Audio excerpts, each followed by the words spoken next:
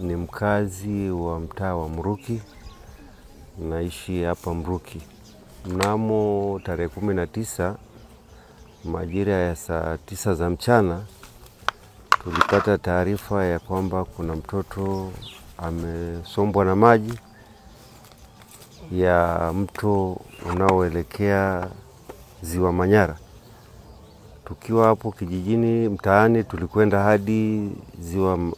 hadi mtoni kwenda kuangalia.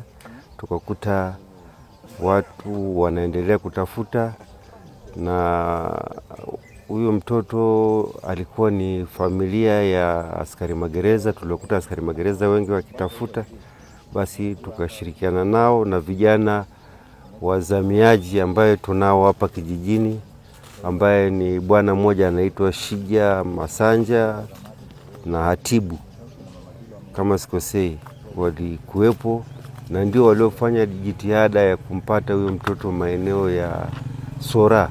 Kwa kweli kwenye mto huu ni kama tukio la kama Sora 3 au la 4, na mara nyingi na wengine huwa wanaletwa na maji kutoka sehemu nyingine, lakini huwa tunaona hapo mwenye eneo hilo.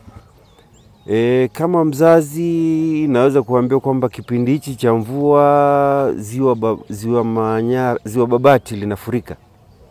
Kwa hiyo waangalie watoto wao, na kama mzazi, lakini kama ile tukio la jana limetokea, hatuiti uzembe wa mzazi, ni bahati mbaya, lakini mzazi unatakiwa uwe na tahadhari, usitegemee bahati mbaya tu, uwe na tahadhari ya kujua mimi napomwacha mtoto wangu yeye anakuwa katika mazingira gani na mimi niko wapi. Je, lolote likimtokea naweza nikamwahi? Kwa hiyo kwa mzazi inatakiwa unapokuwa na mtoto basi uwe makini sana kuwa na mtoto, hasa mtoto mdogo kama yule wa miaka 4. Hawezi akaelewa kitu chochote, anaweza kufanya kitu kama utani baadaye kikawa kweli. Gidi Hamisi Mariri ni mjumbe wa serikali ya mtaa. Sasa kuja kurudi ndo akaangalia tu akakuta yebo.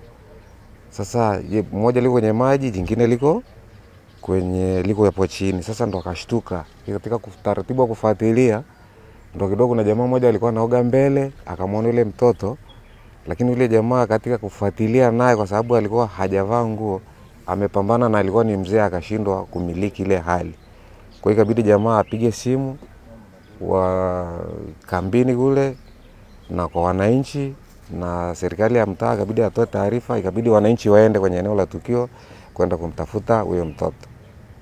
Juhudi zilifanyika kuanzia raundi saa 8 mpaka saa 12 jioni, ndio yule mtoto akawa amepatikana.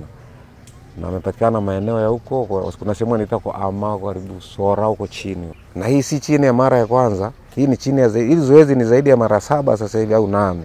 Kwa sababu mara moja kuna kipindi ilitokea watu wanafua tu pale korongoni, mmoja anafua mtoto akaondoka na maji, mwingine aliletwa akaondoka na maji, huyu kama wajana tena ameondoka. Yani tuseme ni kama bahati mbaya zinatokea, lakini nayo kwa upande mwingine ni mapenzi ya Mungu.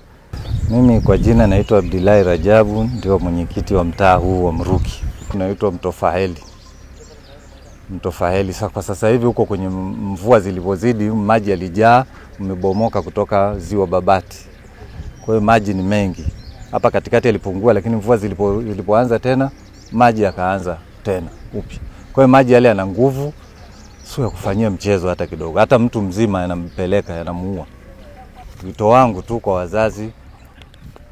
wazazi wote wanenisikia, ni vizuri kuwa makini kwa watoto wadogo, kwa sababu watoto hawaelewi kitu chochote. Hii tukio la jana ni la bahati mbaya, lakini tuwe makini, bahati mbaya za aina hizi sio zinaendelea kujitokeza. Niwaombe tu waache hiyo kitu, kuwapeleka hasa watoto, kwa sababu watoto wakiona baadaye wanakwenda wao peke yao, na huwa nawapitiaga na waeleza.